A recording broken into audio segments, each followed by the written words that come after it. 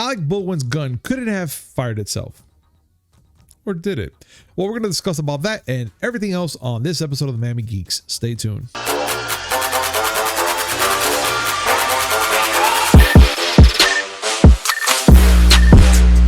Yo, what's up, everybody? Welcome to a brand new episode of the Miami Geeks Weekly Updates, brought to you by digitalcracknetwork.com. I'm your host, Punisher 305, and with me as always, old school gaming specialist, Uncle Willie. I don't know about you, but I'm sleepy.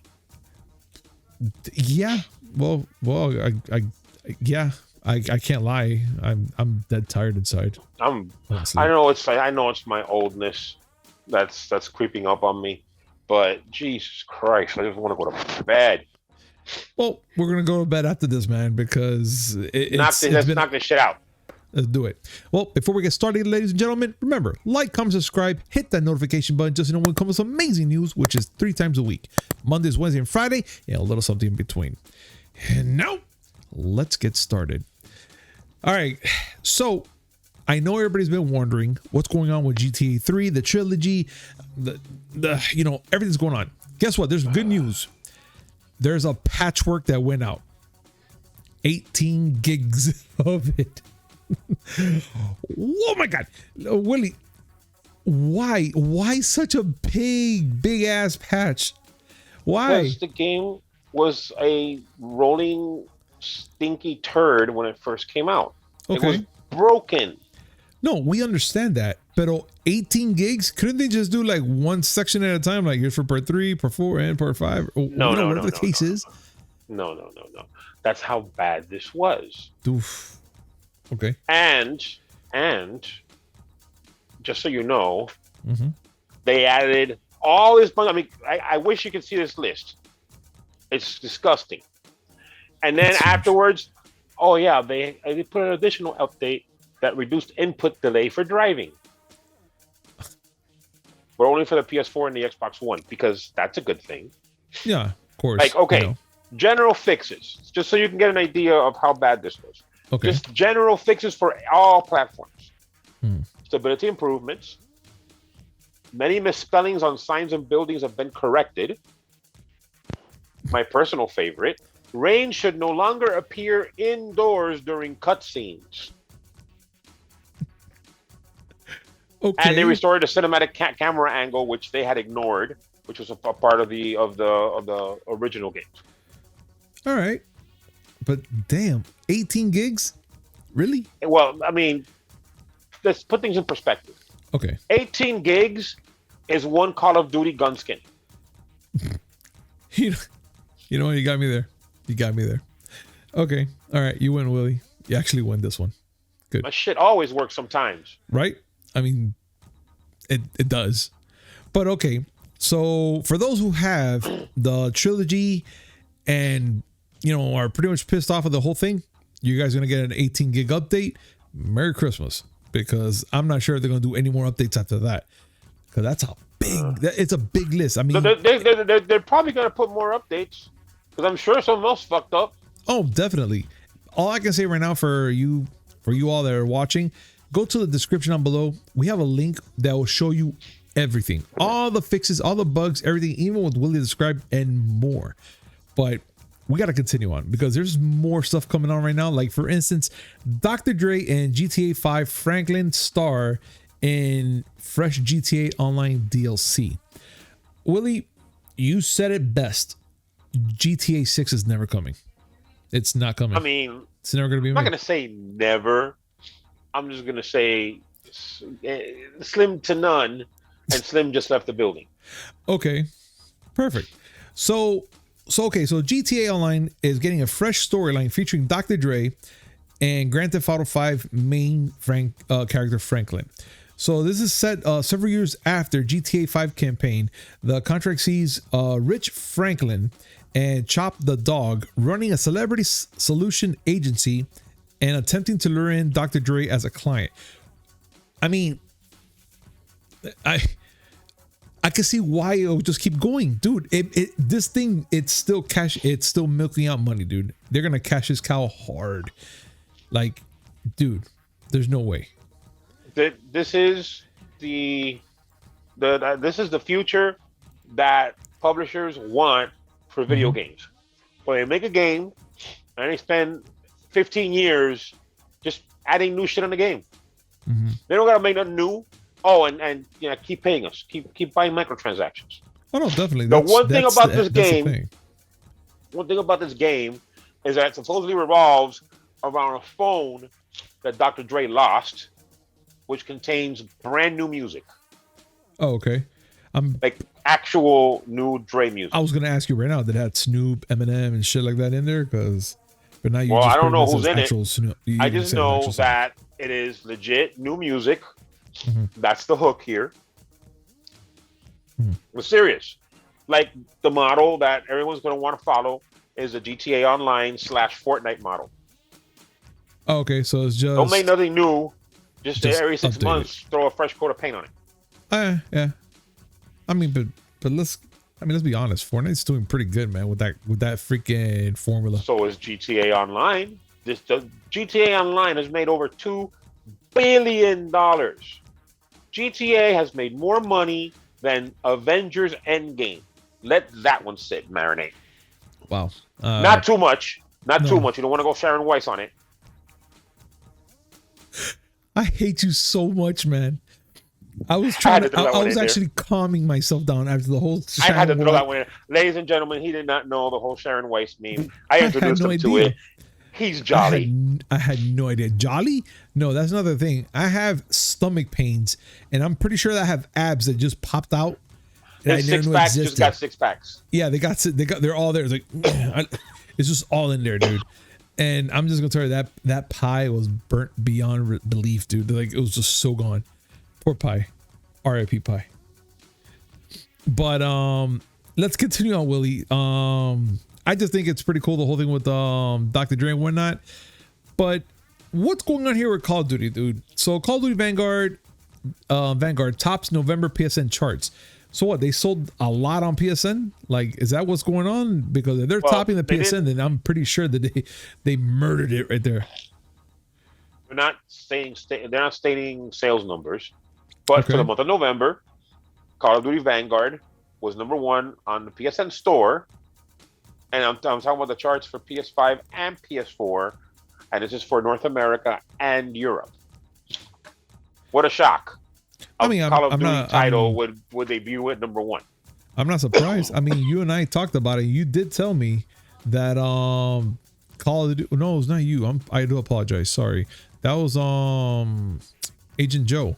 He told us that forget about it. Call of Duty is what's in right now, and that it's doing way better than Battlefield.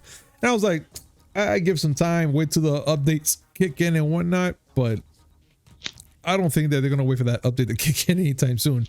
If Call of Duty Vanguard is doing that well, I'm not gonna go so far as to say that Call of Duty is what's in. Call of Duty is what's always been selling. Like seriously, last how many years they've been the #1 title when they come out? They've been on top.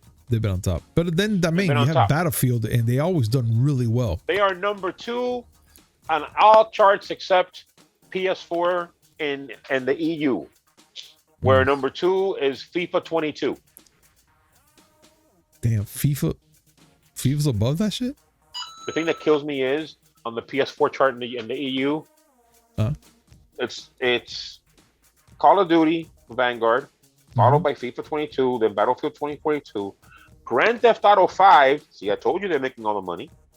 And #5 is Farming Simulator 22. Stop. No, stop. But wait, stop. It's number 19 on the PS4 US and Canada chart. On PS5, it's #6 in the EU. Oh my God! What, they're making a thing out of that game? Farming Simulator's a thing. Oh Lord! The only people that seem to want to do more than tilling and growing crops is PS5 players in the US and Canada. That game is not in the top 20. Oh, I need answers. I need answers today. I don't know. Sure. Listen, I'm not sure who's watching. I've never played it. I need answers. I've never played it, but I have both Farming Simulator games on the PS3. I'm beginning to get curious. You know what? Next guys' night, I want to play it now. Fuck you. What? We're playing Castle Crashers. We're playing Mario 64. and we're playing a Chavo Kart. Okay, I'm not gonna argue. That's fine. I'm okay with that. Sit there and fucking play goddamn farming simulator in a guy's night. The fuck? Hey. What are we gonna do? Drink Miller Lite? Huh? You gotta stop. That's Speaking of Battlefield that's 2042, horrible. So yeah. So let's continue on. Which yes, you're right. More about Battlefield 2042, which the update for 3.1 throws out a few grueling rooftop capture points and makes it easier for Xbox players to turn off their crossplay. That's actually interesting, I guess. I mean, there was a whole thing about turning off the crossplay for the whole thing with Halo because of all the whole hacking and all that crap that's been going on. So yep. I'm kind of curious if maybe that's why they're doing it for Battlefield 2042. Willie? Possibly. It doesn't say that's the reason why. It is saying that this update rolls out tomorrow, the 9th. Okay. And that it'll be the last update before the holidays. I mean, I understand, dude. We're just weeks away from Christmas and a new year. So I get it. If they're gonna tell me that they're gonna be pushing more things after Christmas to like the New Year's and all that, then they're assholes. So no, it's not that I mean, it's good to have the game stable for the holidays. Absolutely. So as long as this handles things that help stability, that's perfectly fine. No in-game chat though. I'm gonna keep bringing this up because I know it pisses you off. No, like I don't like that a lot, and I just think it's just pretty interesting that they're doing that and not fix that. Why you're not guys gonna fix that? I'm glad you guys are doing everything else to prevent cheating and all that stuff, but in-game chat, bro, is important. We need it. This is absolutely true.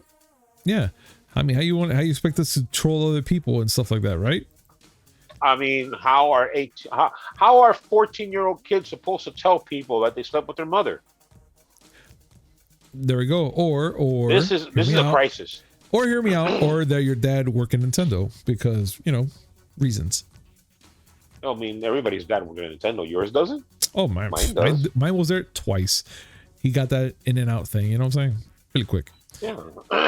And I got you. Oh, and talking about video games, Willie, which I saw this yesterday, actually last night on my PS5, the Matrix Awakens is an Unreal 5 demo that you can preload today.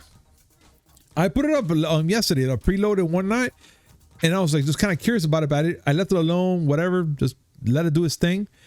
And all suddenly, now we can play it to fucking today. We can preload it, put it up on December 9th. Epic Games released Matrix Awakens. It's an interactive tie-in to the Matrix Resurrection. Excuse me. Excuse me. And you can preload the demo today on your PS5, Xbox Series X and S consoles ahead of everything, because tomorrow is the Game Awards, and I totally forgot about that. I totally forgot about that. I've been willingly ignoring it.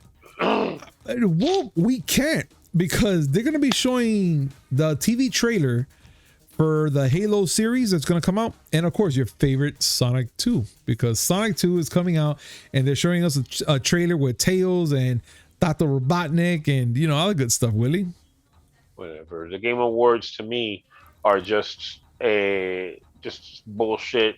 It's just propaganda. It's just them saying, oh, we're going to give out some awards, sure, but meanwhile, here are all these commercials we want to throw at you. Which, fine, we usually get, some good game announcements and stuff like that. But, I don't know. I guess I have a bad taste in my mouth because they pissed me off with the whole Activision thing. Did you hear about this? No. Making it a point to say, well, Activision is not going to have, we're not going to have any Activision releases or news or promotion because of all the shit that's going on in Activision Blizzard. So they're gonna make it that. I'm like, yeah, that's great, but there's still Activision fingerprints all over the show. Yeah, because many of them too. Activision's part of the groups that come up with all that shit's gonna come up on the Game Awards. So fuck it. Yeah, they're probably gonna get awards too. No, definitely they are gonna get the awards. They're gonna get all the awards. But just going back just a little smidge, and it's about the whole Matrix Awakens. And I'm probably gonna end up trying it tomorrow, like sometime in the afternoon when I get home, and seeing what's the big hubbub about it. But yeah, it's there. Evidently, the video you saw of Keanu, was not Keanu. That was the actual Unreal Engine 5. Wolf. Dude, which great. It looks brilliant, but don't be in a hurry. Don't be waiting for games to come out looking like that anytime soon. Well, all right. Well, let's see what happens. I can't wait to see that. But we have to get down to some serious news, guys. And it's about Alec Baldwin, of course, because we're going to bring up the whole thing about what happened in Rust. And we already know the whole backstory about it. Pretty much you can follow all of our topics about it and see what's going on. But there is now people talking about the actual gun that he says that it just went off when he shot the producer. And and there's a lot of people and a lot of videos going online right now pretty much saying that he lied, that it could not fired itself, Willie. I'm done with this conversation, but yeah, no, this time it's weird, dude, because look, I think this one actor, John Schneider, am I saying it right? Schneider, yes. Yeah, John Schneider explains. Yeah, he explains how Alec Baldwin couldn't have fired on the set of Rust. So he pretty much checks out the weapon. He starts clocking it, telling everybody how it feels when you're clocking it, and especially that there's settings on that gun itself that I never knew. I actually learned them today. And not only that, John was explaining it, there was a second video that I saw, and it's from the USCCA, the United States Concealed Carry Association, which explains it into further detail about this weapon, to the point where they even tell you that there was no way that gun would have gone off if it was properly if it was freshly new and whatnot, because there's some talks about there that if that gun was worn out to a point that, to where he says that he clocked it to the third, he said he clocked it 3 times. The first time, and he told the lady, "This is how you want it." No, he clocked it again. Like he went lower to a point where he put the hammer so back that, that was already, that's it. That he was armed. It was already armed. The minute he presses the trigger, it's supposed to shoot. But he said he didn't have the finger on the trigger. He just had the hammer on the finger on the thumb on the hammer, and he was just aiming right at her in a certain, position and whatnot. They said on the USCCA that if the hammer was worn out or damaged, that it was a possibility where the mechanism where it clicks and holds, if it was worn out, that's the only way that hammer would have just gone off and shot that round and killed Halia Hutchins. And then the funny thing is that besides the USCCA, John Schneider was pretty much talking about the same thing in a different way as well. He pretty much said that when you clock it just once, that's kind of like a safety, which to a point where you're trying to pull the trigger is not going to shoot. Clock it again, the hammer is like in the middle position, and it's still a little harder to a point where it's not going to shoot, but there is a possibility that it will go off, But when you clock it full back, that's it. It's armed and ready to go. And he was just explaining all that. I'm going to put the links below so you guys can watch the video, see the links and all that good stuff. And, you give us your impressions of what you guys think. But yeah, there's that talk that it couldn't have fired itself, even if they dropped it or whatever, if it was a freshly new gun. Willie, I know you have too much to say about it, but you have any thoughts about this? I mean, okay, John Schneider is showing how a single action Colt can't fire on its own. Mm-hmm. And for the record, it's not that Alec Baldwin didn't say it fired on its own. He said he pulled the hammer back, but not all the way, and then let go of the hammer and it fired. Mm-hmm. Mm-hmm. I don't know enough about guns to know if that's even possible. I'll defer to the experts, but I will go out and say the USCCA may be experts, but John Schneider is not. That is correct. He was doing it, he was just doing it on the video, kind of demonstrating stuff like that, to a point where I was like, yeah, I don't think you know what you're doing, but he was just showing it just because. but he was showing it very carefully because it wasn't even his gun. That's the thing. He was making sure that he didn't mess with it. Now, the USCCA, they did a video, full breakdown video of the hammer, the components inside of it, how does it handle, how to load it, what does it each part of the hammer does when you start clocking it, and much other things, which pretty much I kind of showed a little bit of the video up there for you guys can see, but it's still an 8-minute 25-second video that shows you all that. And I highly suggest, if you guys want to check it out and you guys could judge it for yourself, do it, and it's there. But if you guys comment down below, what do you guys think? Do you guys think that did he purposely like had the finger on the trigger and he just kind of like went off of it like eating shit, or do you guys think that maybe it was worn out, the gun maybe had a defect to a point where he actually clocked it back and it just went off? I mean, we don't really know, but still there's that assumption of what could have happened. But please comment down below, let us know your thoughts about this, and let's continue on. So Tom Holland's Spider-Man No Way Home had a backup plan for Kraven the Hunter. Willie. Yes. Willie. Kraven the Hunter, dude. Do you think I would actually what do you think, dude, want to see if he that? would have made sure? But look, Now, they said that if he was going to show up, I think they said that Aaron Taylor Johnson was going to be Kraven. yes.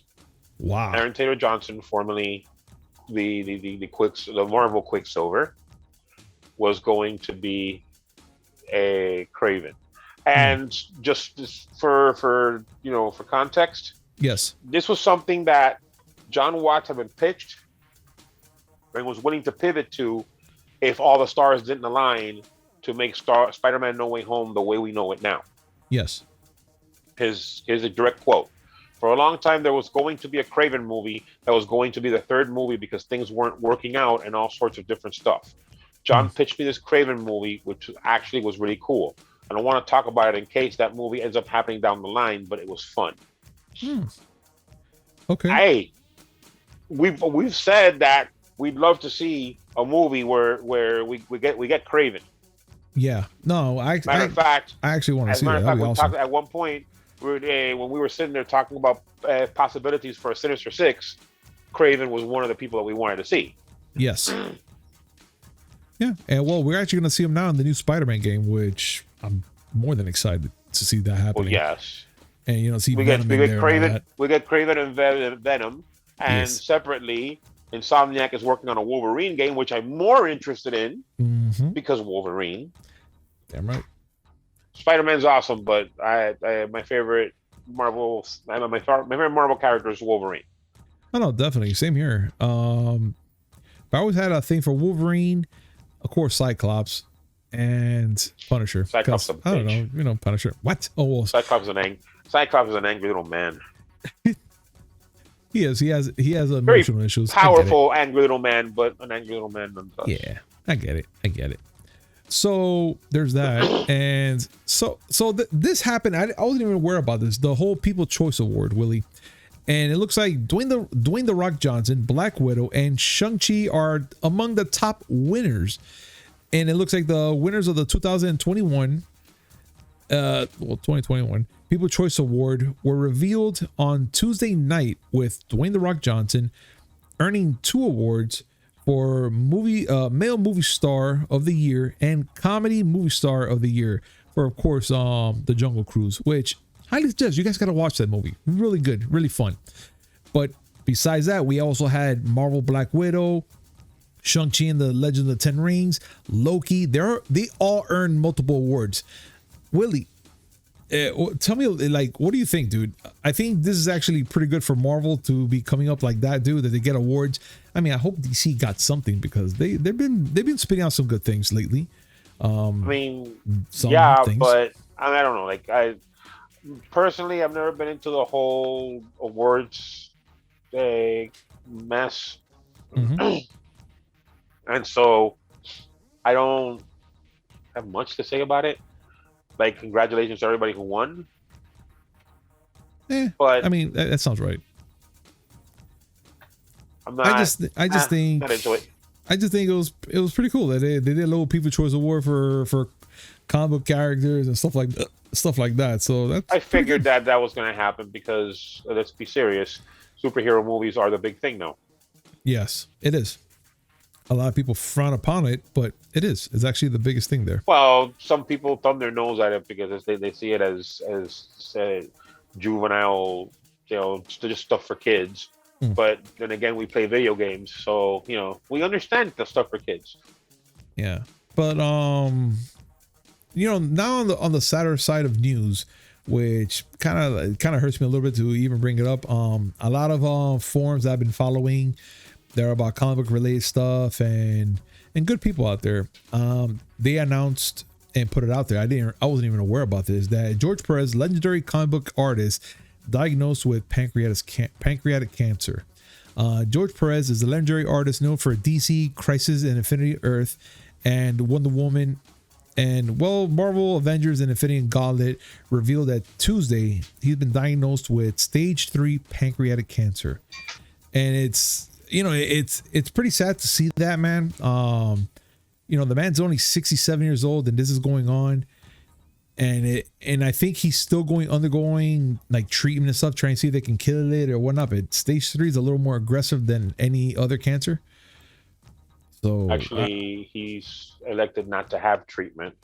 Oh no! And he says that the doctors have given him between 6 months and a year to live.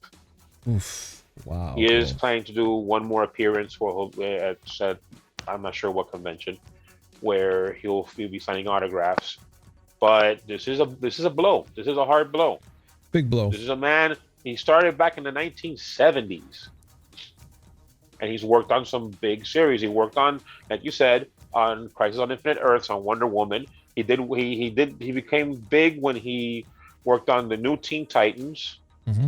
Then he flipped over to Marvel, and he did Infinity War, the Infinity War comic book series. It's not good. I mean, you hate seeing stuff like this. It's terrible. Nah, man. And, it's just, how can I say it, man? It's just like, it just really, it's really bad to see something like that, man. And pobrecito, man. That's all I gotta say. I got no words that can describe what I'm saying, because no real words. No real words, man. I mean, like, I'm blessed enough for my mom. She had ovarian cancer many moons back. She fought it. She's a survivor and whatnot. But hearing things like this, it still touches the nerve with me. So it's kind of like, it kind of touches me, in a way. So all I can say is, for George Perez, God bless you, man, and I hope you live a little longer than what they say. But we wish you the best, man. Yeah. All right, let's continue on. So the Daredevil showrunner Steve DeKnight, doesn't know if the show's part of the MCU either. This was a complicated one. Yeah. What's going on here? Is it that they're trying to say that they're not sure if they're going to be showing some parts of, I guess, Netflix Daredevil onto the MCU now, or no, or what is it they're trying to get to? It's the whole question of whether or not the MCU, the Marvel Netflix shows are officially canon still. And the reason why it's complicated, all right, brief history. Yes. Marvel, the Marvel Netflix shows had nothing to do, were not made by Marvel Studios. They were made by a separate division, Marvel Television, headed by another gentleman named Jeff Loeb, not Kevin Feige. Mm-hmm. Jeff Loeb and Kevin Feige were at odds with each other because Jeff Loeb was loyal to Marvel's CEO, who was Ike Perlmutter, and Kevin Feige was not. When the whole falling out around the time of Avengers: Age of Ultron, where everybody threatened to quit because of pay, Kevin Feige lobbied directly to Bob Iger, who was CEO of Disney at the time, and that caused a rift between Marvel Studios and Marvel Television. So the television shows barely referenced things that happened in the MCU, but never directly talked about it. Yeah, you're right. Now that it was very brief about it. It didn't really. Now there's talk that Charlie Cox is going to reprise the Daredevil role, and there's talk about Vincent D'Onofrio's Kingpin that I won't talk about because Hawkeye is still going. Yeah. There's, people asking, and someone asked Daredevil season 1 showrunner Stephen DeKnight, hey, is all the Daredevil stuff gonna be canon? And he's just straight up said, I don't know, no idea. Interesting. There's also problems with the fact that Netflix was the one that aired all the shows, and Netflix and Marvel had a falling out because Marvel decided to take all its toys home and create Disney Plus. Like I said, complicated. No. All I know is, yeah. All I know is, I'm good with Charlie Cox being back. I would definitely, absolutely want Vincent D'Onofrio back. I wouldn't mind seeing Kristen Ritter back. I wouldn't mind seeing John Bernthal back. I wouldn't mind seeing Mike Coulter back. I'm okay with that. I'm okay with that. And fuck Danny Rand. Did I mention fuck Danny Rand? Let me think. No, you haven't. Please continue. Okay, well, fuck Danny Rand. Okay, I'm okay with that as well. That made me feel so good now. You know what?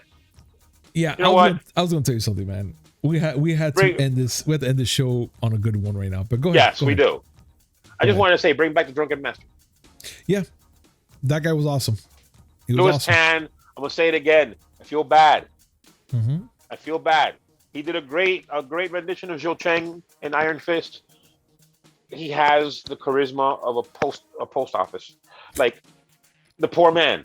Like, he's talented, but I just think they should just never have put him as the main character.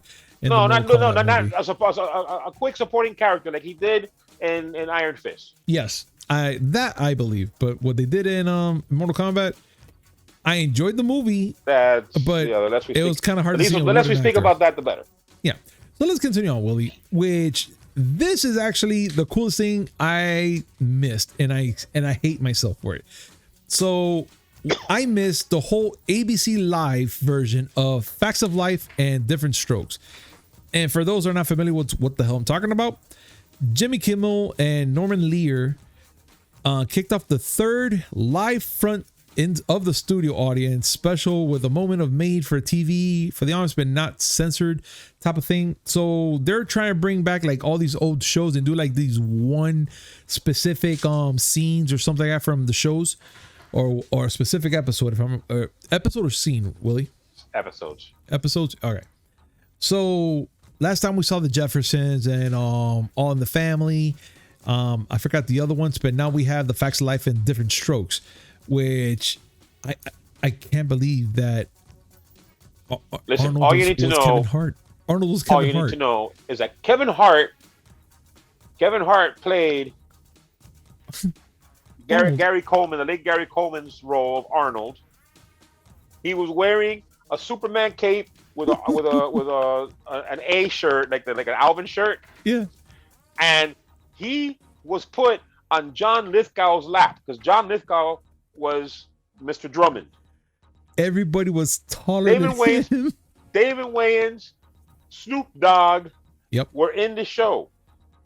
Dude, the fact that I saw just a brief amount of that thing, of just a clip of it, dude, I died, man, because I was just like, no, bro, no. And then you have Facts of Life.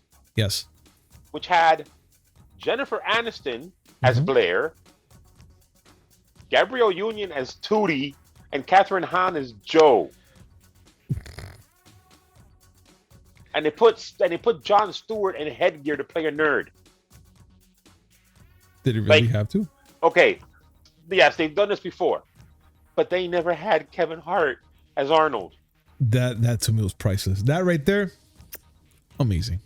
David Wayans as Willis, yeah, I could see that. Yeah, he did pretty well from what I saw.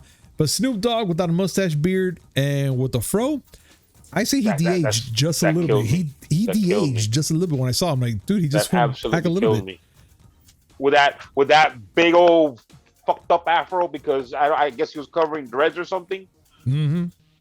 That was Come on now. It was priceless, dude. Come on now. If you can't find that entertaining, then you don't know what entertainment is. That's all I gotta say about that. Definitely. And all I gotta say is that was just amazing. And ladies and gentlemen, we're done. You know, I just want to say thank you so much for joining us today on this amazing show. And as always, like, comment, subscribe, hit that notification button just to know when comes amazing news, which is 3 times a week, Mondays, Wednesday, and Friday, and always a little something in between. Willie, any last words? I just bring back Zhou Cheng, bring back Louis Tan, give him a job. Yeah. Don't have him speak too much. Just a simple hello. That's it. That's what we're going to do. No. Drunken Master. He did perfect. He did great. He did wonderful. Okay. We could work with that. All right, everybody. And fuck Daniel Rand.